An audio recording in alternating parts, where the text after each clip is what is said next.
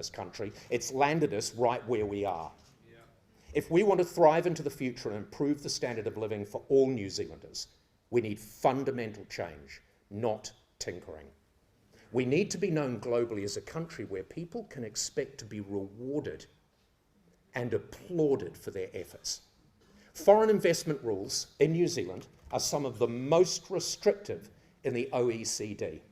They should be among the least restrictive. What the bloody hell are we trying to protect here?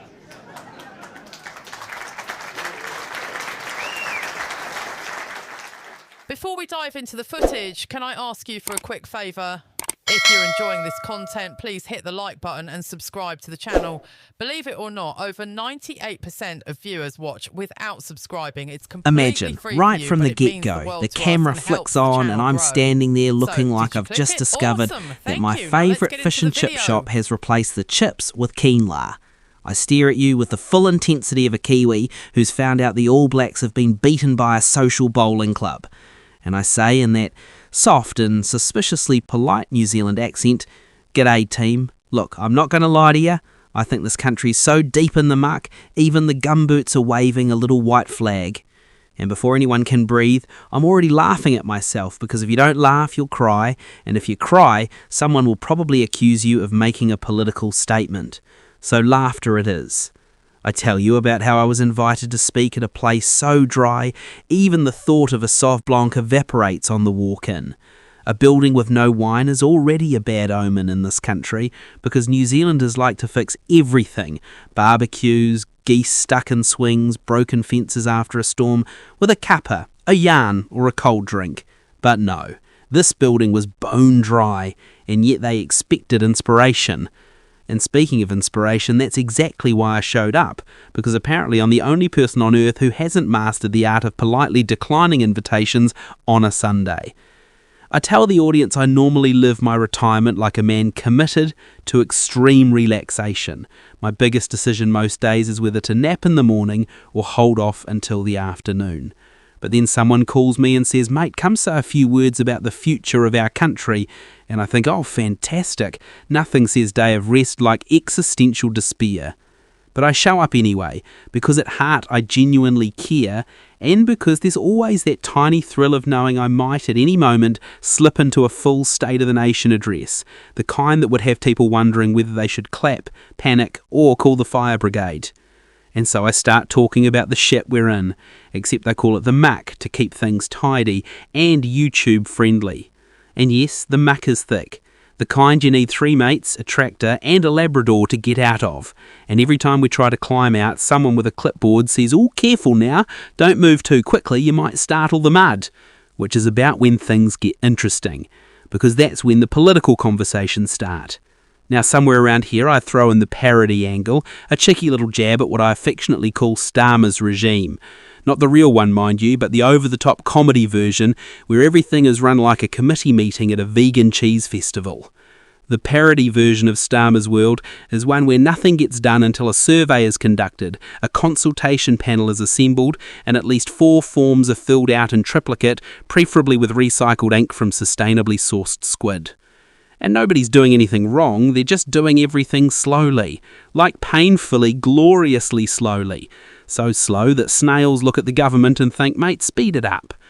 But again, it's all satire, light-hearted ribbing, not a political attack, just good old Kiwi joking about how governments everywhere, no matter who's in charge, can turn the simple into the complicated faster than my Auntie Moana can burn garlic bread.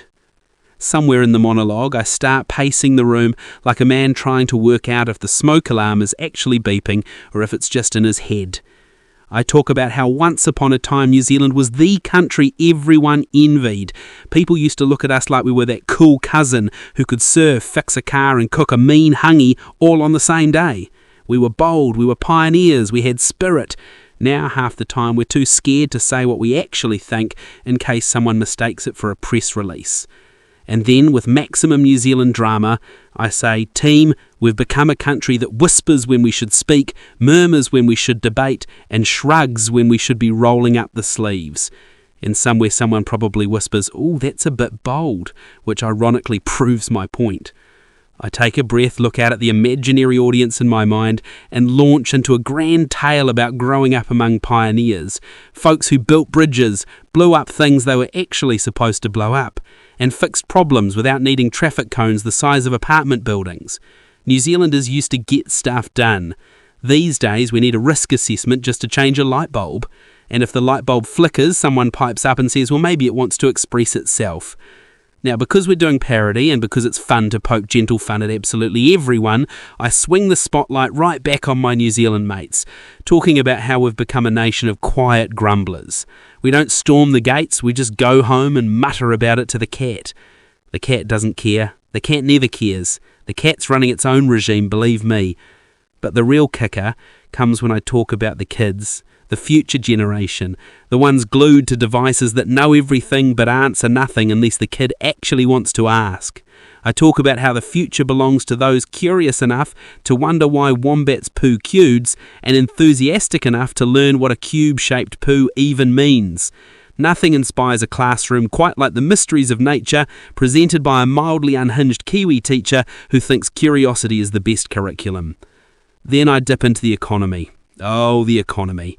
In parody land, the economy's like a barbecue run by 12 uncles. Everyone's got advice, nobody's actually cooking, and half the sausages have fallen through the grill. Some people leave for Australia where the wages are higher and the mosquitoes are larger, but somehow less annoying than paperwork back home. And I mention this not to complain, but to point out dramatically how we need to build a future strong enough to keep our best and brightest here, rather than waving at them from the airport like, see you at Christmas, bring Tim Tams. And finally, I bring in the big dramatic flourish, the arrival of AI, the big shiny future machine that's coming whether we want it or not. The thing that could solve problems, create new ones, and take over half the jobs. It